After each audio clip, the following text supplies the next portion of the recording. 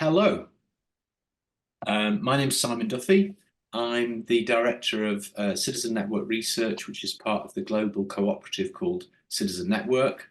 And Citizen Network is basically trying to create a world where everyone's a citizen, everyone matters, and we take responsibility for the challenges that the world confronts us with, not least of which is the enormous environmental climate catastrophe and enormous challenges of sustainability in our relationship with nature.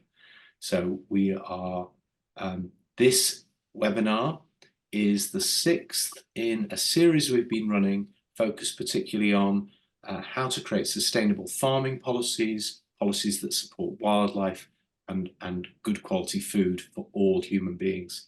We've had an amazing array of speakers over this period, and all of this is going to funnel into the effort led by fellow of Citizen Network, Alicia Hull, to generate a kind of grassroots policy for these topics. So we're going to try and take this forward as something that, by listening to people as citizens and drawing out the kind of key things that are emerging, offering a vision of how we might make progress together as human beings and fellow citizens. This talk is organised as a meeting webinar in Zoom, and the way we're going to do it is we're going to hear from our first speaker, who will be Richard Murphy, who's very well known accountant, come economist, come social campaigner and tax campaigner.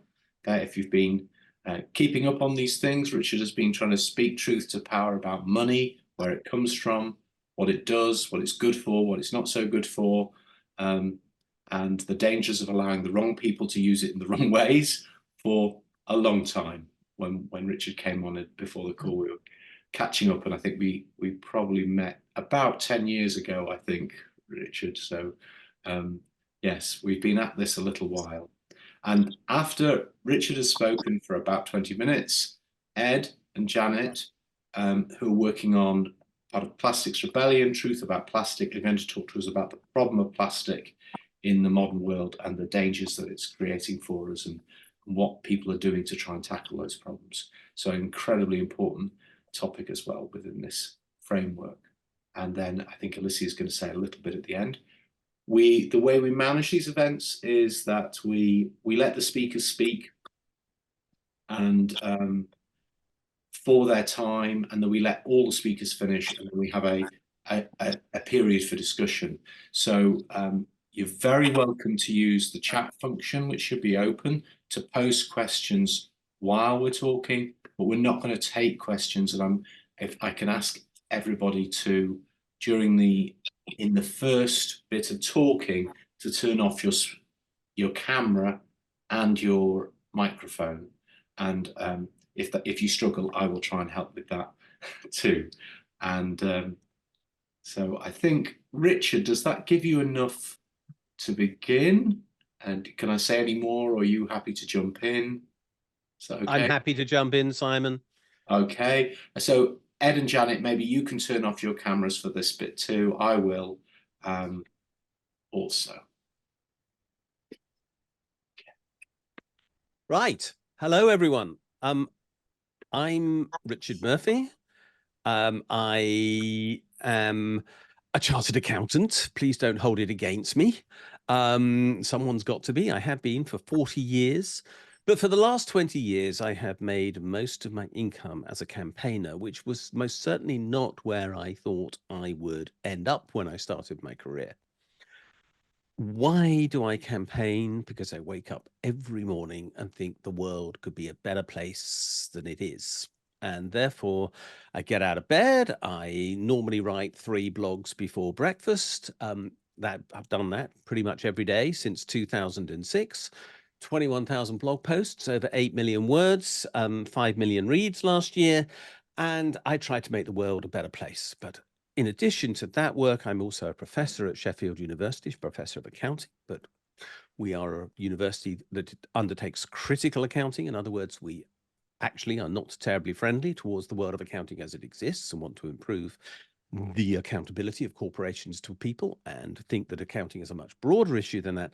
And I've since 2007 been a member of what is called the Green New Deal group. Now, I suspect most people here will have heard of the Green New Deal. It was something created in London in 2007-8 by a group of us, of whom Anne Pettifor, Caroline Lucas, Colin Hines, Andrew Sims, and others, Larry Elliott from The Guardian, were the original authors. And we've had a slight bit of change of membership since. Clive Lewis MP, for example, is now a member as well.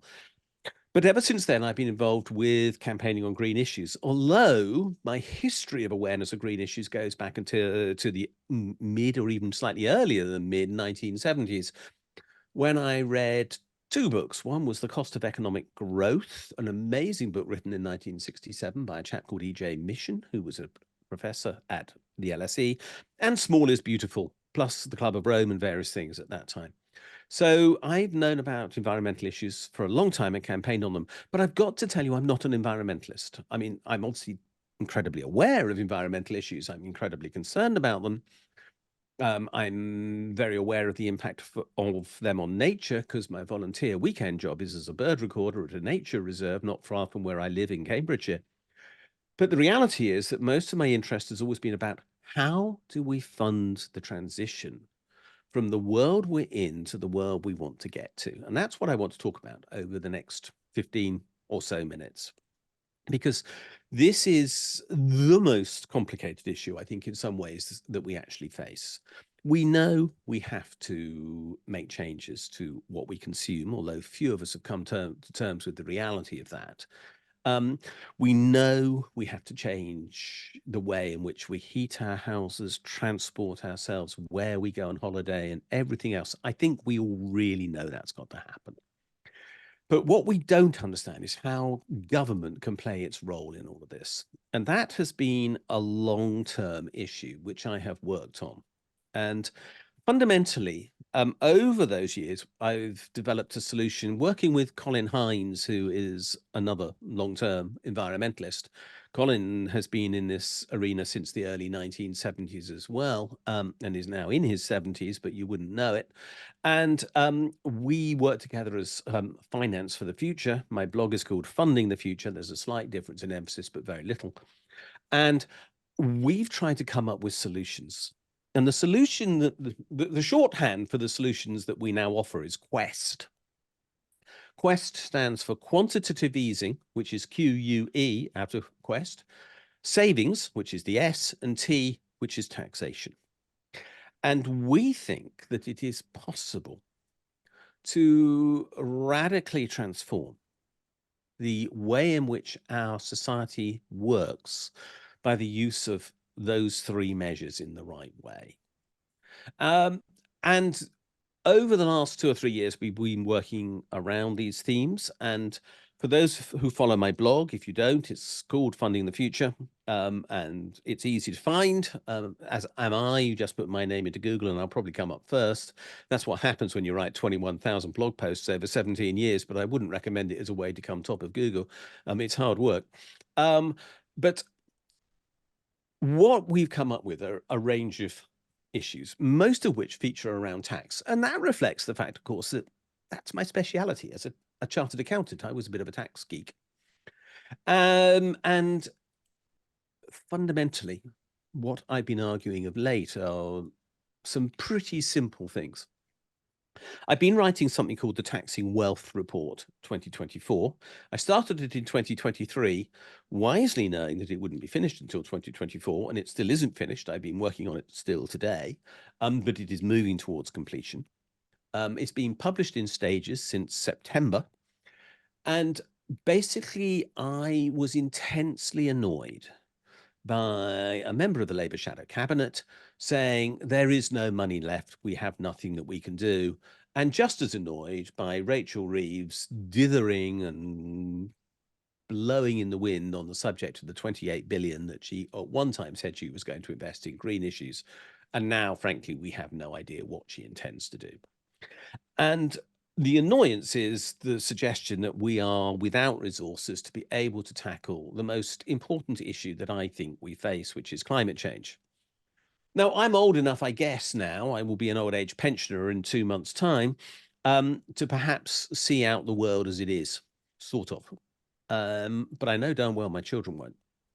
And if ever I have grandchildren, I know damn well that they won't see out the world as it is. And so I always live on the assumption that no, I know I'm not going to be here, but I know that those I care about will be. And I know that a lot of people feel the same way. So we have to preserve this planet. And that requires that we actually do find the resources to make climate change possible. So let's start with some easy things. The easiest thing of all would be to find more tax revenue at this moment. And I must admit that I'm in a sort of a pretty small minority by saying that. I have come up with over 25 suggestions for reform to the UK tax system. And they are all reforms, they are not new taxes, which would between them raise between 80 and 100 billion pounds in extra tax, all from the wealthy.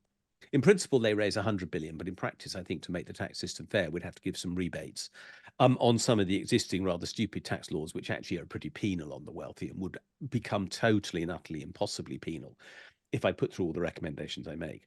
And these changes are all essentially remarkably simple.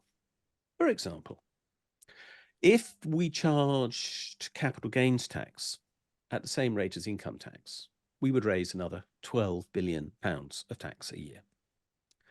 If we denied tax relief at the 40 and 45% tax rates on pension contributions by those people who pay tax at that rate and gave tax relief to everyone in the UK at the same 20% tax rate, which is what basic rate taxpayers pay. And remember, about 90% of people in the UK are only basic rate taxpayers. So we created a level playing field between all savers and didn't give an excess subsidy to those who are already wealthy, which is what the existing system for pension savings does. We could raise more than 12 billion. If we charged what I call an investment income surcharge on income from savings, investments, dividends, rents, and so on, which was the equivalent of national insurance, which is paid on work in the UK, and we charged that figure at 15%, which would be fair, then we could raise 18 billion pounds of extra tax a year. If we charged VAT on financial services in the UK, which are, of course, almost entirely consumed by the wealthy, because this is no great surprise to anybody, not many people without much money buy many financial services. So they therefore don't pay VAT on whatever financial services they do consume. If we charge VAT on those, which at the moment we don't, we could raise another 8 billion a year. And I could go on with these changes. I mean, I can change inheritance tax and I can raise more money because there are some massive loopholes in inheritance tax. And these, and I could change corporation tax because at the moment there are so many loopholes in that, which I could raise 12 billion from by simply collecting the tax that isn't paid by the cheats. That's the one area where cheating is undoubtedly still incredibly common, but particularly amongst smaller companies in the UK. So I could find 12 billion there. If we simply invested in HM revenue and customs to collect tax owing, I could find maybe even more than that. So there is the opportunity to raise vast amounts of tax and not from people who are on less than 75,000 a year. I've been pretty fair there, I think. So there is the opportunity to find the money that the government claims it can't find and the Labour Party claims it can't find by really simple tax changes. But there are two other changes which I think are quite critical. And I know I haven't got lots of time, but these are also tax related. The UK spends 70 billion pounds a year subsidizing the savings of the already wealthy in the UK. I mean, I know they're the already wealthy because 70% of people in the UK don't have any significant savings at all. So anybody who's got savings is moderately wealthy, and most of the benefit of the savings subsidies, of course, goes to those who've got most savings, who are the very wealthy. Well, what are those savings that we subsidize? Fundamentally, there are two forms of saving we subsidize heavily. One is pensions, and the cost of pension subsidies is 70 billion pounds a year. And the other are ISA accounts, ISA individual saving accounts, which we subsidize by 5 billion a year. If we simply attach some conditions to that enormous spend, by the way, that's roughly a third of the price of the NHS and 2/3 of the price of education and vastly more than the defence and housing and environment budgets added together, for example, in the UK. So we are talking about really megabucks when we talk 70 billion. If we put attached conditions to these subsidies, we could say, well, for example, that your ISAs must be actually saved in accounts where the money saved is used to provide the capital for the transformation of UK society, so that we can build sustainable housing, we can insulate existing housing, we can fit solar panels, we can supply where it is appropriate. I've completely lost the types of the replacement to gas boilers for some reason. I don't know why I've forgotten those words right now, but I have. Or we could do the transport system transformation that is necessary, partly to allow electric cars, but also to improve public transport. And we could improve the energy transmission system, which is going to be vital in the future. If we have any form of sustainable energy for housing and business, then we could provide the capital for all of that. 70 billion a year could come from ISAs, because that's how much is saved a year in ISA accounts. And if we provided the same condition on pension accounts, we could save 35 billion a year, I reckon, in terms of additional funding from that source, and therefore put the subsidy that we provide to better use. By the way, the 35 billion a year is only 25% of all the pension contributions. So people could still put the other 75% where they want, but 25% of all new contributions would have to go into sustainability. Now, if we did that, the word I was missing was, of course, heat pumps. So we could fund those to the extent that they're plausible. They're only feasible in 30% of UK households at present, because the national grid can't sustain more than 30% of houses having them right now, which is why we need to invest massively in the national grid and electricity as well. But if we were to do all of that, it would require up to 100 billion a year of investment, and I can find it by changing those two savings arrangements. And all the training and all the support processes and everything else, up to 80 billion available from tax changes. In other words, I can find all the money we need to deliver a sustainable economy and the transition to it, by simple changes to savings arrangements, not denying people the chance to save in stock exchanges if they wish to, not denying people the chance to save in cash accounts, simply that those cash accounts must be linked to a sustainable investment. And that's the condition for getting tax relief, which you want, and making the tax system fairer, and therefore creating a more egalitarian, more equal society in the UK as a consequence of the other changes in tax that I recommend. So overall, we could have a fairer, better, more sustainable society. I believe that's possible. And that's why I argue for it, because I wouldn't argue for something that I think is not possible. Over 20 years, I've learned that campaigning for what we can actually deliver is fundamental. That's what I wish to do. That's the summary of what I'm about. I believe from now until the time that we literally get to 2035, by when, frankly, further change is not possible. We have to make the changes by 2035, or we're never going to meet targets by 2050.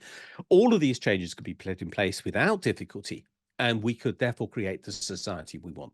I hope that's enough to start with as a basis of a discussion. I've been going for, well, a little under 20 minutes. I hope that's fair, Simon.